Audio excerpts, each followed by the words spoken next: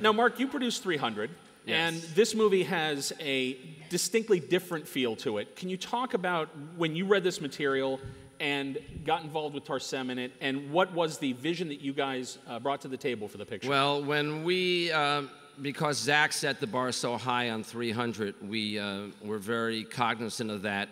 We read a screenplay by the Paula Panitas brothers who are here today, who are true Greek Americans.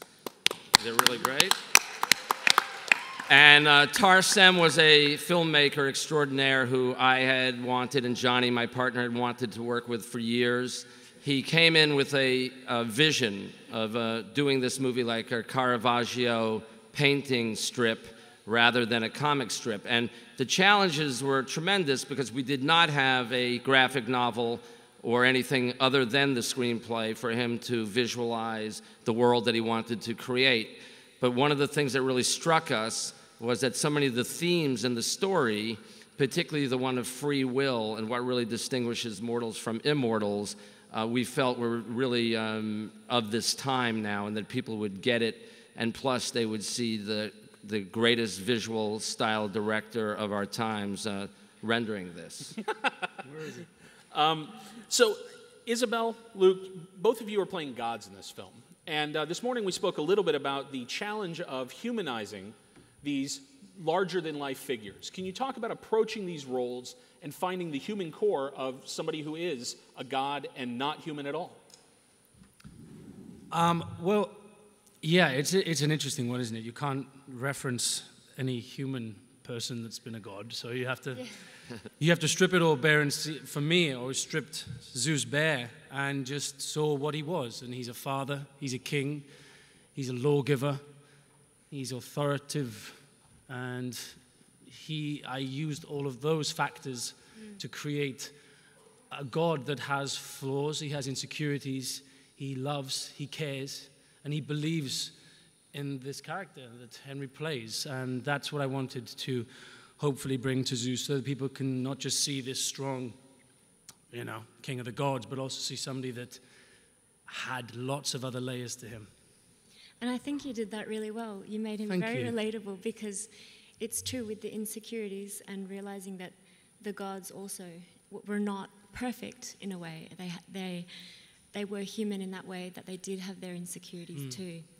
So when I was reading and researching for the role of Athena, I was finding sort of her strengths and also her weaknesses, and I guess that's what made her feel more human, or gave me a way to find the energy to embody her.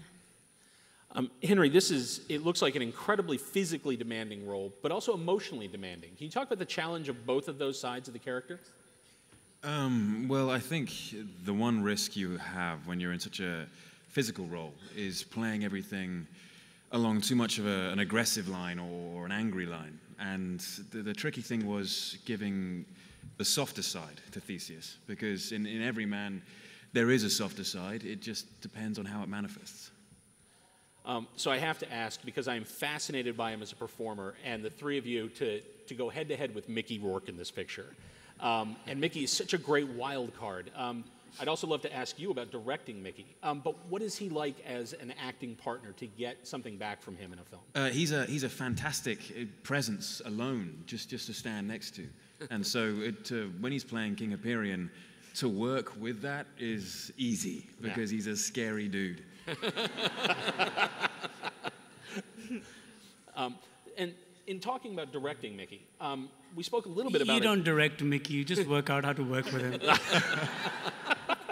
And is that exciting then, to not know exactly what you'll get in each take, and does it keep you on your toes as a filmmaker?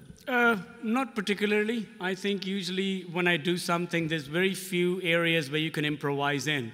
It probably keeps the actors on their toes, because you've got Mickey, a loose cannon with a spear, wearing contacts, he can't see more than 2 feet, and he's doing things like that to you, you'll wake up.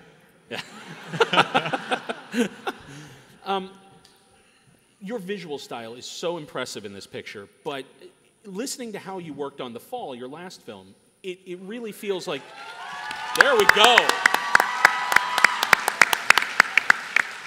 If there had been more of you, I would have had more money.